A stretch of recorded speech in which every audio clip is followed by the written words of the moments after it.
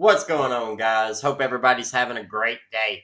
Please do me a favor, hit that like button, and if you get anything from this content at all, consider subscribing. It helps me a lot, and I really do appreciate it. Also, if you'd like to pick up some Southern Logic merch or just donate, help out the channel in some way, links will be in the description below. Let's jump into the video.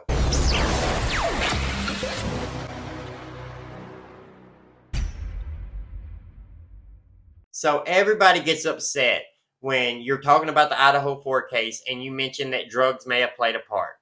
I don't know why that's so taboo or so hard to believe that these 4 college students living in a party house in a known drug area right outside of a college campus might have been affected by drugs in some way.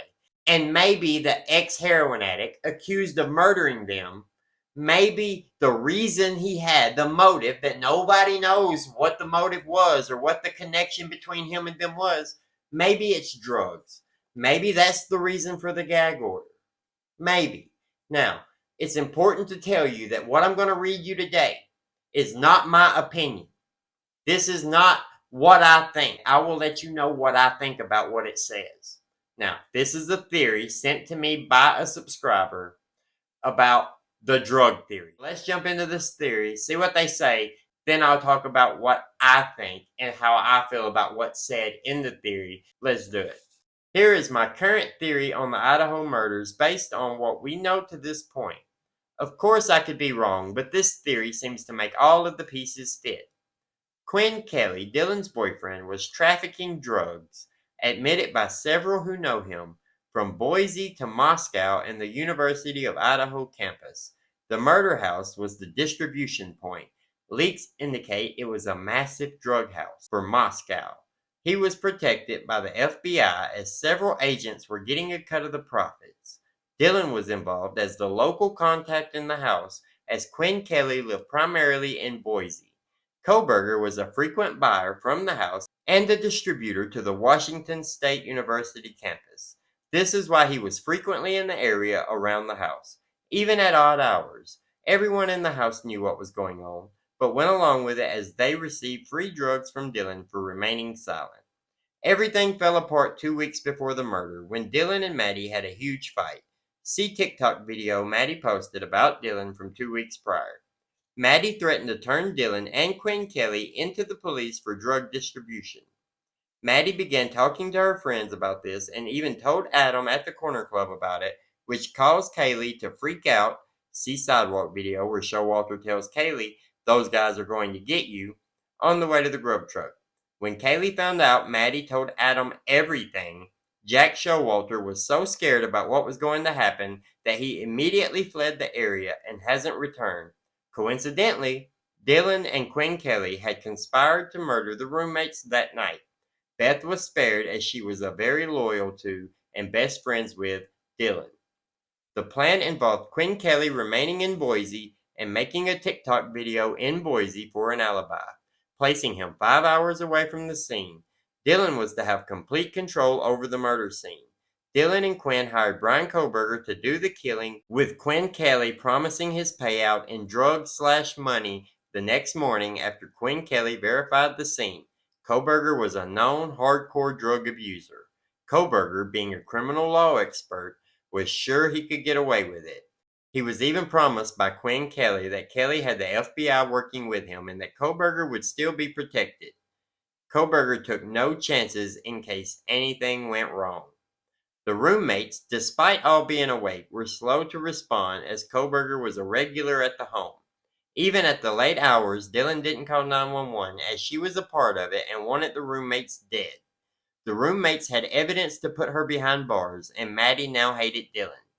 Any necessary adjustment of the crime was done by Dylan before calling 911. Further, Dylan was the sole eyewitness. Koberger returned to the scene at 9 a.m., as tracked by his phone data, to get paid by Quinn Kelly, who had now was arriving from Boise. Note, Moscow is a 5-hour drive from Boise, so Quinn Kelly would have had to left Boise very early in the morning. Upon inspecting the scene, Quinn Kelly paid Koberger. Quinn Kelly then called 911 so he could further promote his alibi and talk to the cops about the case, which he did when they arrived. Meanwhile, Koberger took to social media in an attempt to create as much plausible deniability for himself as possible. FBI agents did the opposite, posting on social media to incriminate Koberger while using fake social media accounts that knew the details of the crime.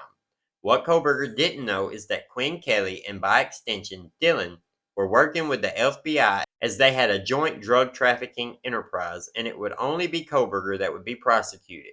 The only thing tying Koberger to the scene was a knife sheath planted by the FBI, which just so happened to have Koberger's DNA on it. The 911 call, which likely raised questions about Quinn Kelly, has not been released. A gag order has been issued to shut down any further investigation into this theory. Alright guys, so I started making this video a couple weeks ago, and then I decided against it. I decided against it because there are certain things in this theory that was sent to me that just I don't believe are true. And in the beginning of their theory, they do say that they could be wrong, but they make some strong accusations. One against Quinn Kelly, saying that he's a drug dealer who ordered the hit on the Idaho 4. We don't know that that's true, and I haven't seen any evidence for that. So that was strike one for it. Then it says Dylan wanted the roommates dead.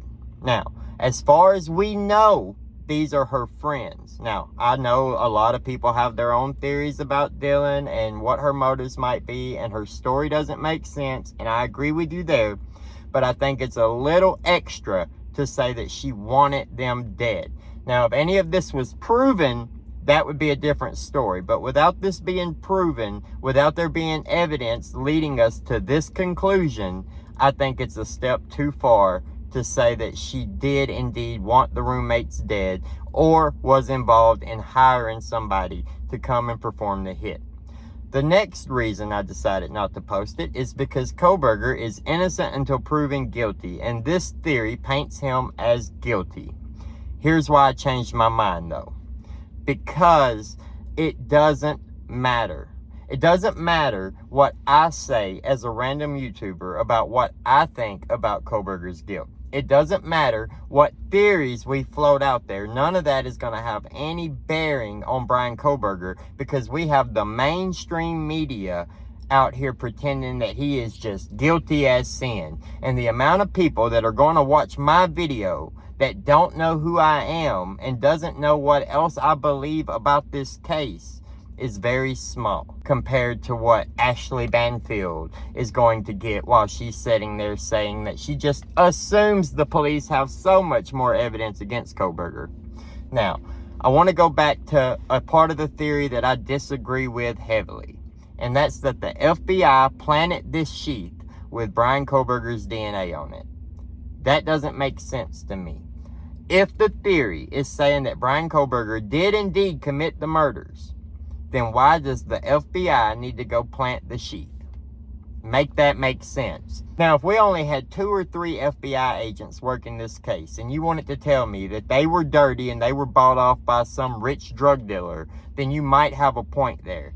But we had 60-something agents working this case, along with a lot of other departments, police departments, Idaho State Police. It was a lot of people on this case.